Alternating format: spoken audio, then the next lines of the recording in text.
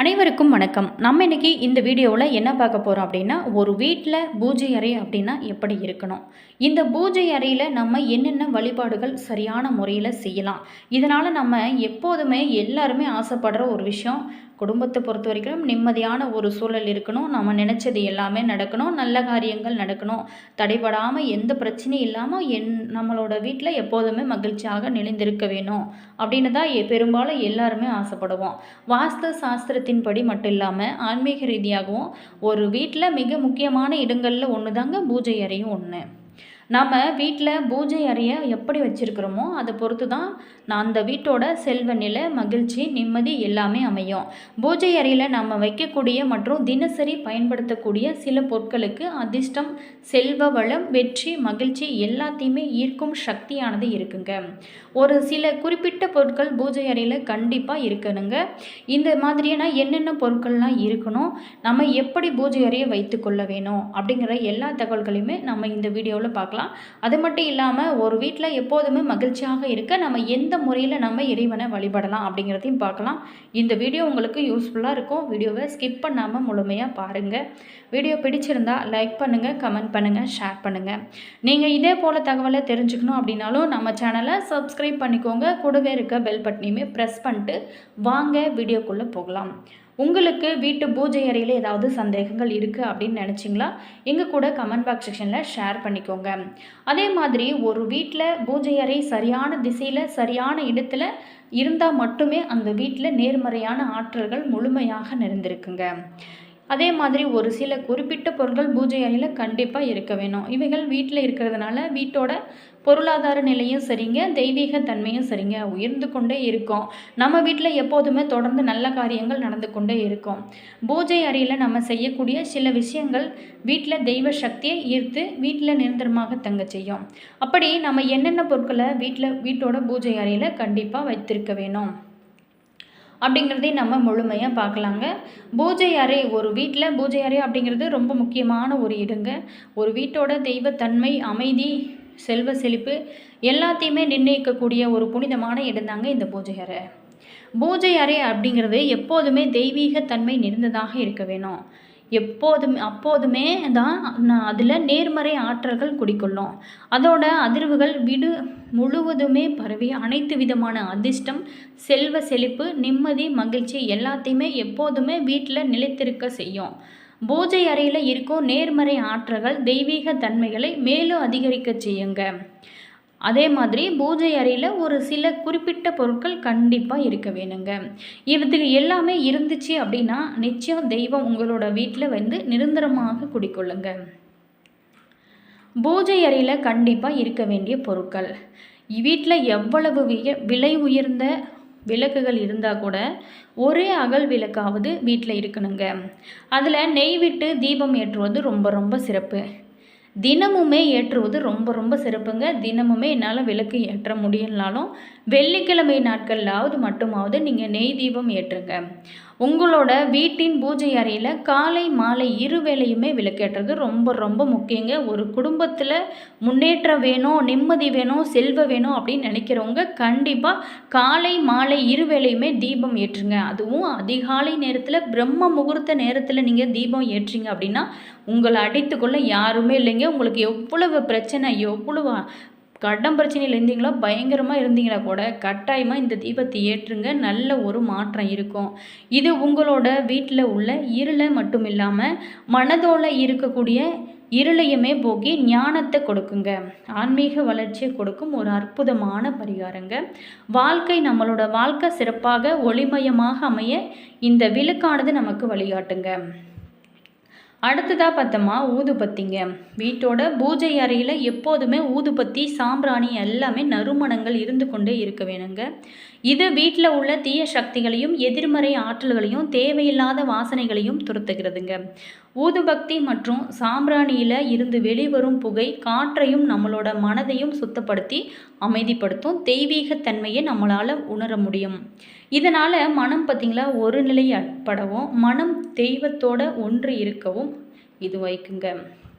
மேலுமே ஒரு வீட்டோட பூஜை அறையில் முக்கியமாக இருக்க வேண்டிய பொருள் தாங்க மணி. வீட்டில் எல்லாருமே பெரும்பாலும் பூஜை செய்வோம். ஆனால் இந்த பொருளை நம்ம வச்சு பூஜை செய்யறதே இல்லை. சில பேர் வீட்டில் மட்டும்தான் இந்த மாதிரியான விஷயங்கள்லாம் செய்கிறாங்க. ஒரு வீட்டோட பூஜை செய்வதற்கான மணி கண்டிப்பாக இருக்க வேணுங்க. இது புனிதமான சூழ்நிலையை ஏற்படுத்தும். மணியிலிருந்து வெளிப்படும் ஒளி நம்மளுடைய காதுகள் வழியாக சென்று உடலில் உள்ள எதிர்மறை ஆற்றல்களை முழுமையாக நீக்கி நேர்மறை ஆற்றல்களை கொண்டு வரும். தெய்வீக அதிர்வலைகளை வீடு முழுவதுமே பரவ செய்யுங்க. வீட்டில் மணி அடித்து பூஜை செய்வது எளிமையானதாக இருந்தால் கூட இது ரொம்ப ரொம்ப சக்தி வாய்ந்த ஒரு விஷயமாகவும் சொல்லப்படுது. இது வீட்டில் தெய்வீக தன்மையை தந்து நாம் செய்யும் பூஜைகளுக்கான பலன்களை பல மடங்காக ஆக்கக்கூடிய ஒரு சக்தி இந்த மணிக்கு இருக்குங்க. கண்டிப்பாக ட்ரை பண்ணி பாருங்கள்.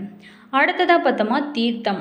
பூஜை அறையில் தாமிரம் அல்லது செம்பினால் ஆன சிறிய பாத்திரத்திலாவது கங்கை நீர் போன்ற புனித நதிகளோட தீர்த்தம் வைத்திருக்க வேணுங்க. இது வீட்டில் தீய சக்திகள் அண்டாமல் பாதுகாப்பது மட்டும் இல்லாமல் வீட்டை புனித தன்மையோடு வைத்திருக்கோம். ஒரு வீட்டில் வெள்ளிக்கிழமை போன்ற முக்கியமான நாட்களில் புனித நீரை தெளித்து விடுறதுனால வீட்டில் தெய்வீக தன்மையும் சுபிட்சமும் முழுமையாக நம்மளோட வீட்டில் குடிகொள்ளுங்க. அடுத்ததாக பார்த்தோமா புனித நூல்கள். ஒரு வீட்டோட பூஜை அறையில் பகவத்கீதை, ராமாயணம் போன்ற தெய்வீக தன்மை வாய்ந்த புனித நூல்கள் வைத்திருக்கிறதுனால வீட்டில் ஞானமானது முழுமையாக நிறைந்திருக்கும். இதை பார்த்திங்கன்னா நம்ம தொடர்ந்து வாசிக்க மனதுமே தெளிவாக இருக்கும். நல்ல எண்ணங்கள் மட்டுமே வளரும். தெய்வீக சக்தியுடன் தொடர்புமே ஏற்படுங்க.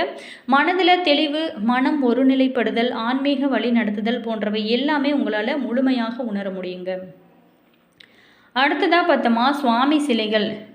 வீட்டில் விநாயகர், மகாலட்சுமி, சிவபெருமான் உள்ளிட்ட சுவாமிகளோட சாந்தமான படங்கள் அல்லது சிலைகள் வைத்து தினமுமே நீங்கள் அதுக்கு தவறாமல் பூஜைகள் செஞ்சு வருவது ரொம்ப ரொம்ப சிறப்பு. வேல் லிங்கம் வைத்திருக்கிறவங்க வாரத்திற்கு ஒரு முறை மட்டுமாவது நீங்கள் அபிஷேகமானது செய்ய வேண்டும். நீங்கள் டெய்லியுமே கூட செய்யலாம். ஆனால் முடியாதவங்க வாரத்துக்கு ஒரு முறையாவது நீங்கள் அபிஷேகம் செய்யலாம்.